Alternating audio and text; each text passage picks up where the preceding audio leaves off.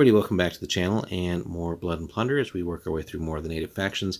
So before we get into today's specific faction, there's always these general rules that we have to abide by for the natives in general. So starting off, the force may not include artillery or ships of size 2 or larger. Makes sense.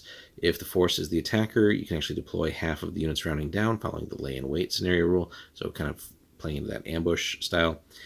Any ships in the force do include paddles for free, so that's cool. When a shooting attack is declared against any unit in this force that is not prone, before the attack is rolled, the targeted unit gets a -1 bonus, or actually, may gain a -1 bonus to its shoot save for the attack, and then you go prone afterwards, so it makes sense, hitting the ground. And that can be quite handy. And then finally, all units in the force gain poorly equipped and Warcry. So, and Warcry is certainly a nice boon to have, especially for close combat, as many of the native units will excel at that anyway, so having something that boosts that is always cool. So, getting into today's specific faction, again, everything is around 1700 to 1730. As far as the timeline goes, we have the Choctaw. So let's see what makes these guys work in the game. So we get 2 force special rules. First off, any unit armed with muskets as a primary weapon may downgrade it to a sidearm for -4 points per unit, not per model. Otherwise they'd be pretty damn cheap. But no, just we can count them as sidearms, essentially, for a discount.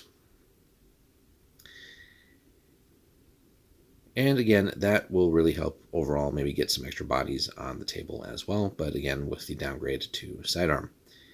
Now, the other one is going to be a little bit more interesting overall, in the sense that we can play into more of the shenanigans around going prone.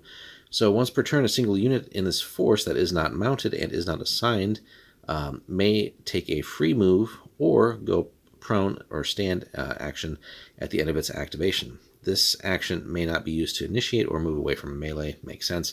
But basically, we're giving one unit a free action per turn, if you think about it like that, right?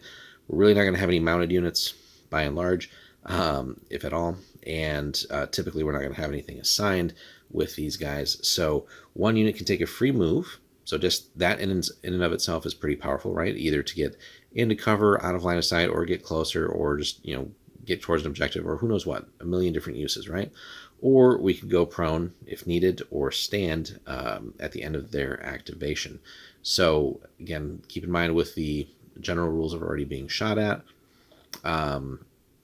where a unit could already go prone. So at the end here, we could, have a unit stand up or have another one go prone for a reason, or really just use that move action as well. So anytime we get freebies in the game, it's always a good thing. So, without having to spend other resources like command points or other such things. So always good to have that. Now our unit selection is pretty decent, right? We got a decent amount of core, so we're not just stuck with like one unit or 1 or 2 unit types, but we got the Young Braves, Warrior Musketeers, and the Warrior Archers, so good selection there.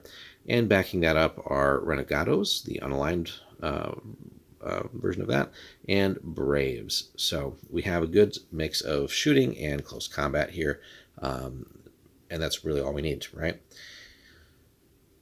And plenty, again, to also take advantage of things like Warcry and other such rules, and playing around again with the moves, the cover, prone, all that stuff. So, and then finally, command options. Any standard Native American commander, as is, again, the typical option.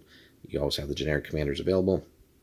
But then special characters, we could go red and white chiefs, or, and hopefully you don't butcher this, Chikacha Ulakta.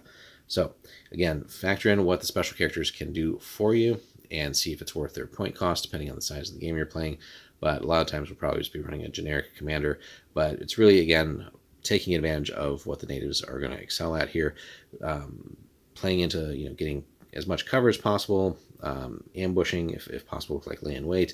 Again, taking advantage of going prone, maybe prone and cover, things like that. The special rule here, the once per turn, certainly we should try and always find a use for that.